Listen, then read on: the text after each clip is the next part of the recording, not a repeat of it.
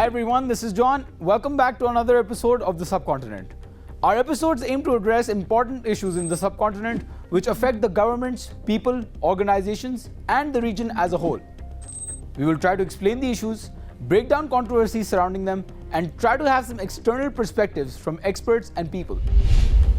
In this edition of the Subcontinent, we shall look into the space and aviation industry of India and review whether privatization will make any difference for the country. Also, we will review the sweatshops in Bangladesh and the overall situation of workers there. In July 2019, India sent its second lunar exploration mission, Chandrayaan-2, developed by the Indian Space Research Organization. This project, however, failed when the spacecraft was launched, but the communication was lost and the craft could not land on the moon.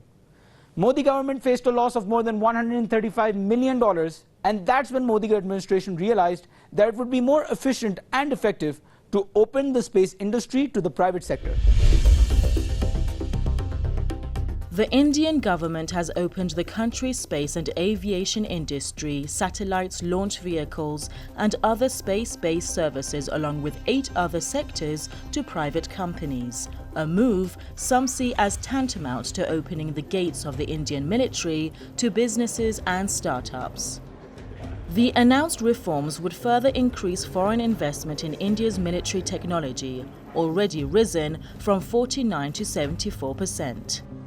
The fourth tranche of India's economic stimulus package also includes commercial mining in the coal sector, privatization of several airports, and easing restrictions on the Indian airspace, as well as a significant overhaul in the agricultural market. Prime Minister Modi says the stimulus package is to help the economy, but some believe the timing of the announcement is a trick to conceal the country's downward trend, especially after over 2 months of lockdown. The economic situation of the country, which had already taken a downward slope even before the coronavirus restrictions, is predicted to hit a new low. The World Bank and some credit rating agencies have downgraded India's growth with the lowest figures in about 3 decades, and most probably the new space freedoms can't stop the downfall. Some critics believe that the privatization of the Indian space industry would mean more crony capitalism in India. The Modi administration is frequently accused of nepotism and corruption in terms of dealing with investors. There's also another issue. Finance Minister Nirmala Sitharaman said that the private investors will be able to use the facilities of India Space Agency. Seeing that these investors will also be from abroad, there are fears of influence and compromise on national interest and state security of India. The Indian Space Research Organization is currently cooperating with companies like Skyroot Aerospace, Godrej Space, and L&T on rocket technology. But the new batch of liberal policy on geospatial data would encourage even more private investors into the field.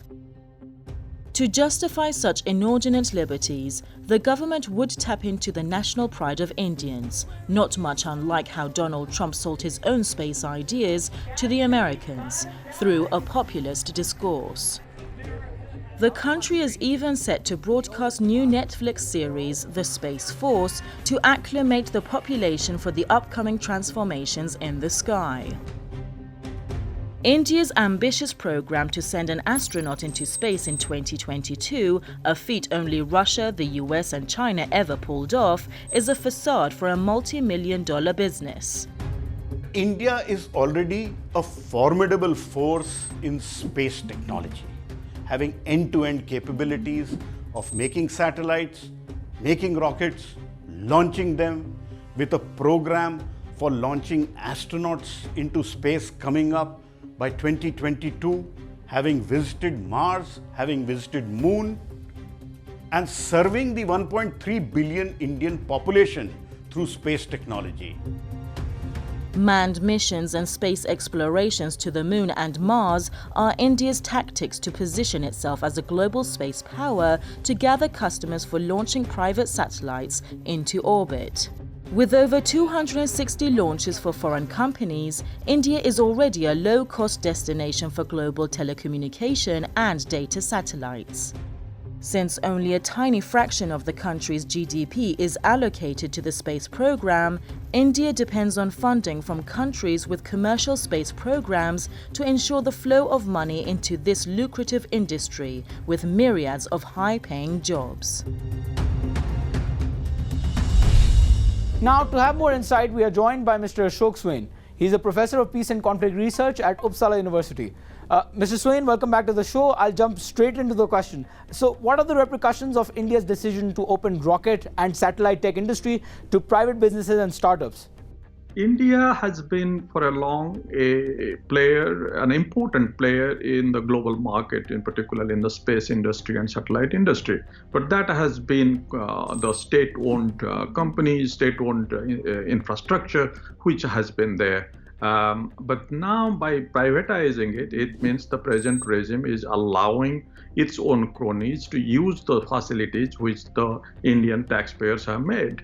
And I think it's also part of the process that these cronies, those who are his close business people, those who will be also engaged in the producing the drones or other kinds of military technology. I think this is a part of this process which is increasing the foreign direct investment also from 49% to 74%. So I think it's just to give away the whatever the infrastructure India has made to his business the regime's own business houses and their foreign companies.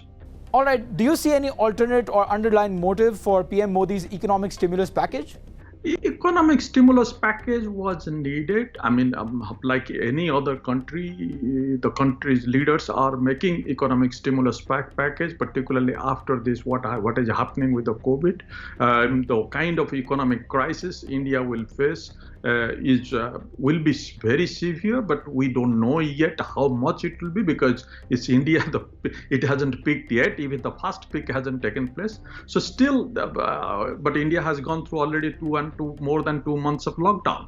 So economy is in stutter. So there is a need for this kind of economic package. But what has happened in this economic package is, in spite of this so-called 20 lakh crores of rupees, means little more than $300 billion of economic package, which Modi announced. Actually, practically, when the people look at it, it's actually around 10% actually coming, around 30 to 40 billion dollars, and that 30-40 billion dollars is not much in an economy like India and people of 1.35 billion people.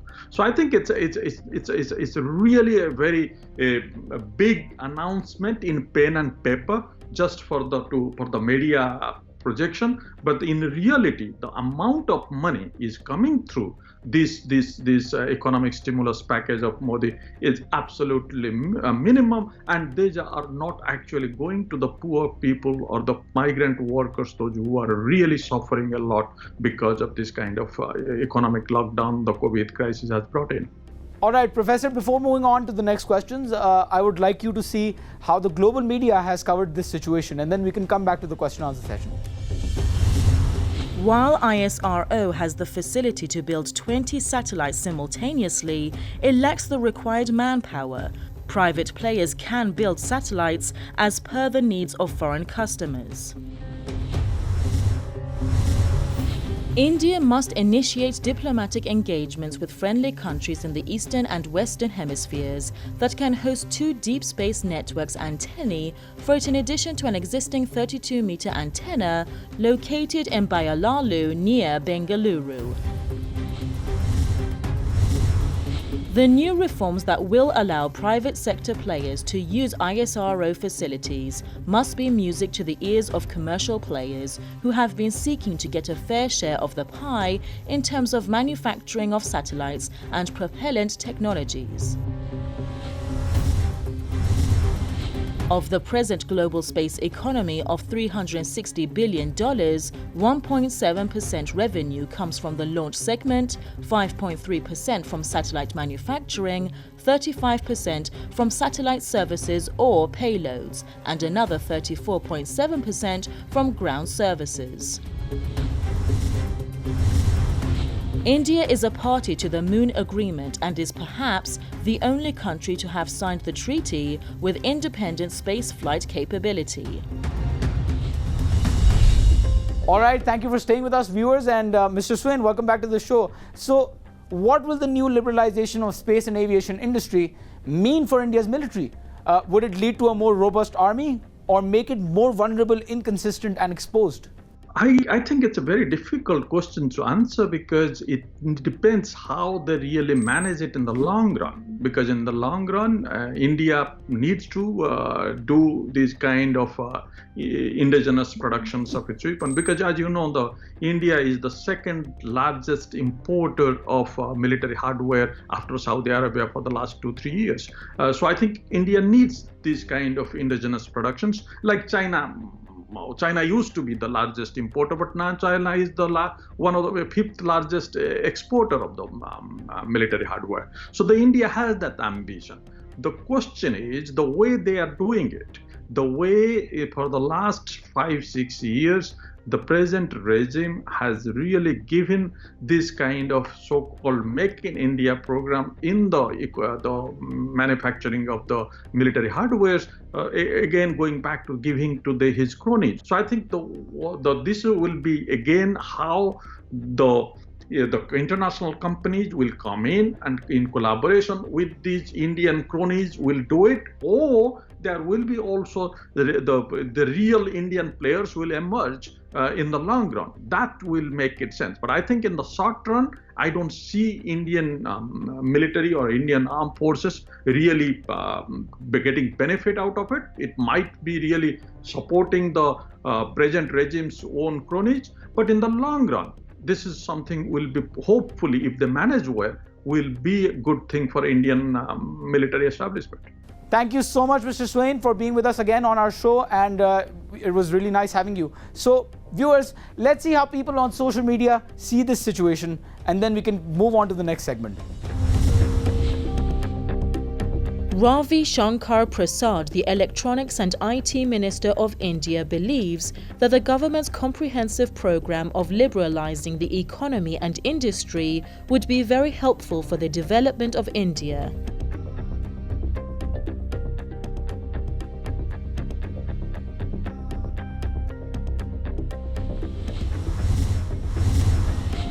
Zubin Maiden criticizes the Modi administration's announcement of space and aviation industry privatization, while there are so many poor people who are dying of starvation. Chaitanya Giri considers the space sector reforms, including the privatization program, as a big step forward in the same direction that US has taken.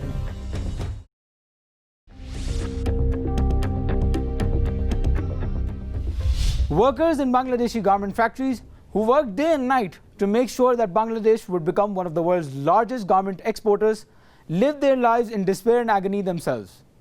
As the coronavirus hit Bangladesh's export-dependent economy hard, more than 1 million of its factory workers were laid off due to the shrinking demand.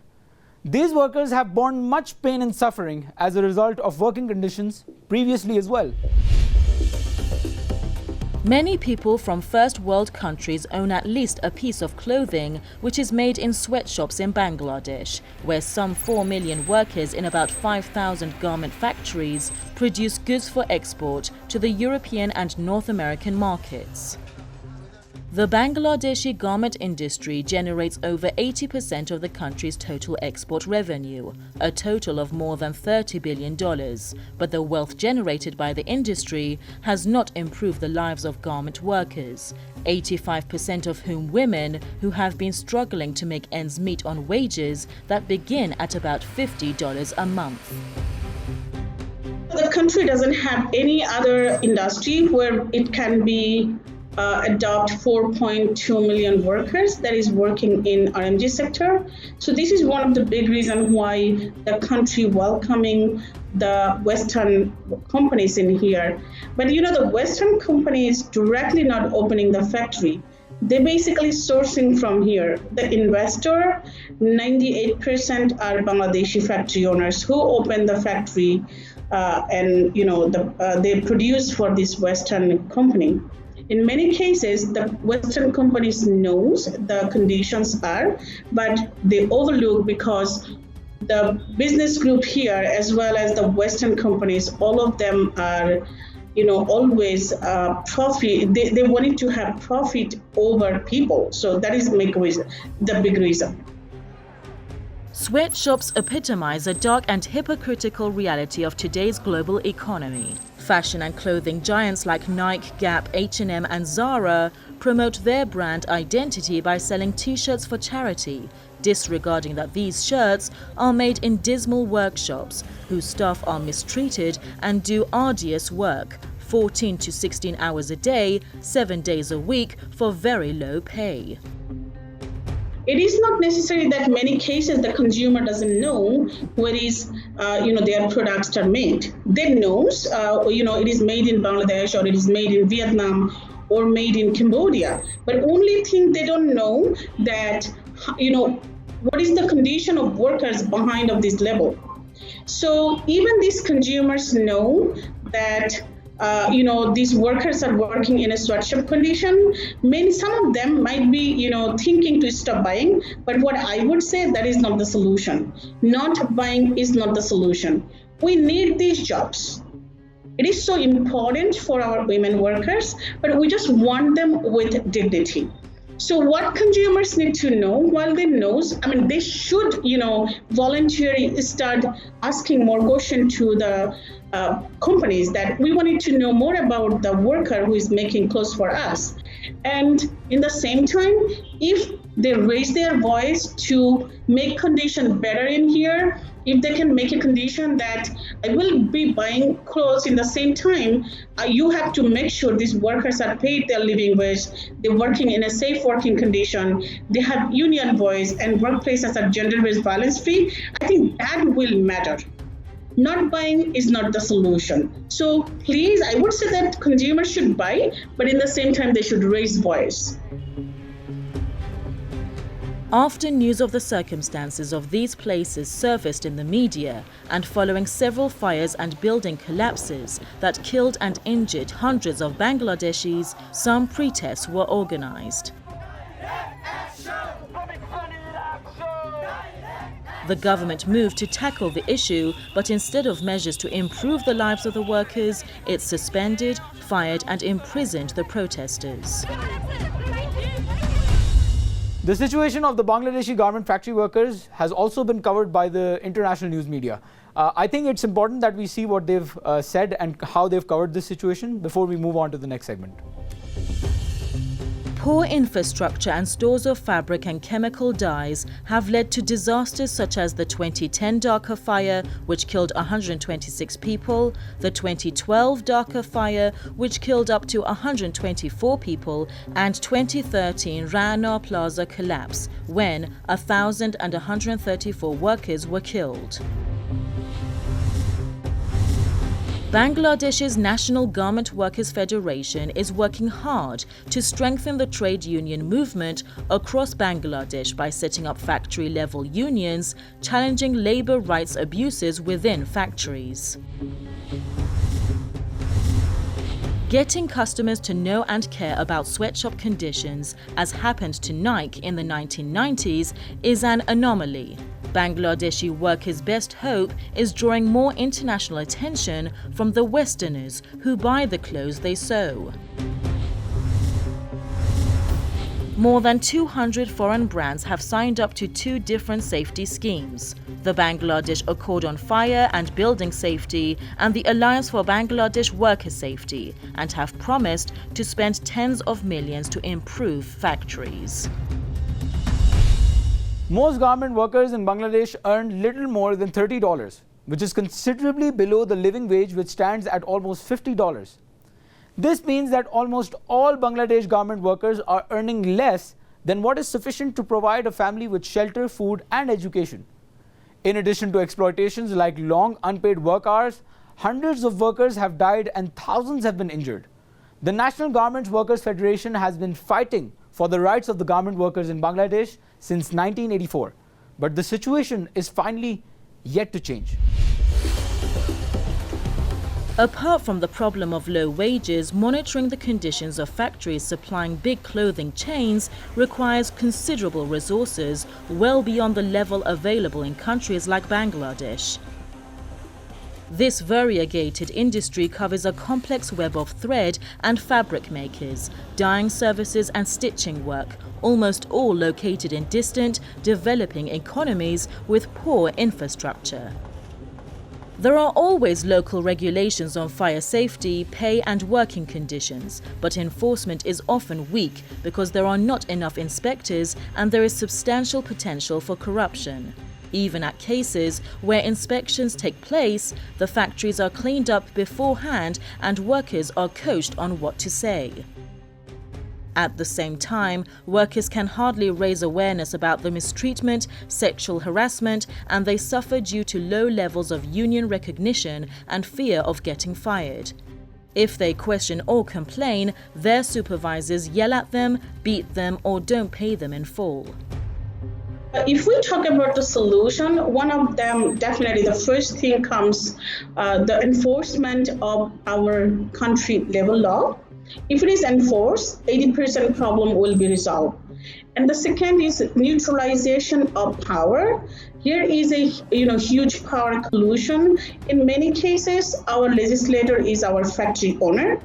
The third thing is, all the brands, they have their code of conduct, which is voluntary and it is not even enforced. The auditing they do, the factory management already know when they're coming. So the management get enough time to coach workers on what to say. So the main thing is all the labor standards, COC and labor law, if those are, applies in here, enforced and power neutralized, then the only problem, the solution will come up and the problem will be resolved and workers, the dreadful working condition will be improved.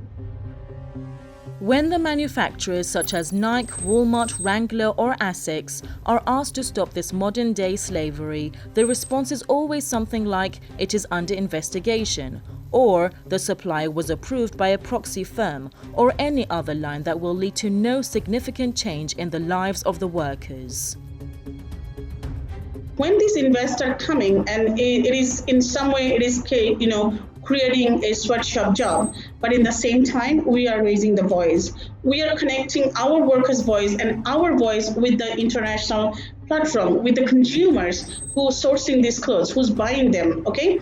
So this way, we are trying to leveling up our workers' life through the consumer support, through the international, union and NGO support. And I think that we need to do continue. We definitely will welcome the foreign investors to come to the country, but in the same time, they have to ensure that they respect our workers, they respect our labor law. They need to make sure these levels are enforced in our factories. The workers are not dying in hundreds, or the workers are not forced to working in a harsh condition. So will we not, just welcoming the invest, we will be raising our voice in the same time. Let's see how people have reacted on social media regarding this issue. Referring to the Garment Worker Union statement, Sahiba Gill believes the white exploiters have oppressed the workers of Bangladesh for years.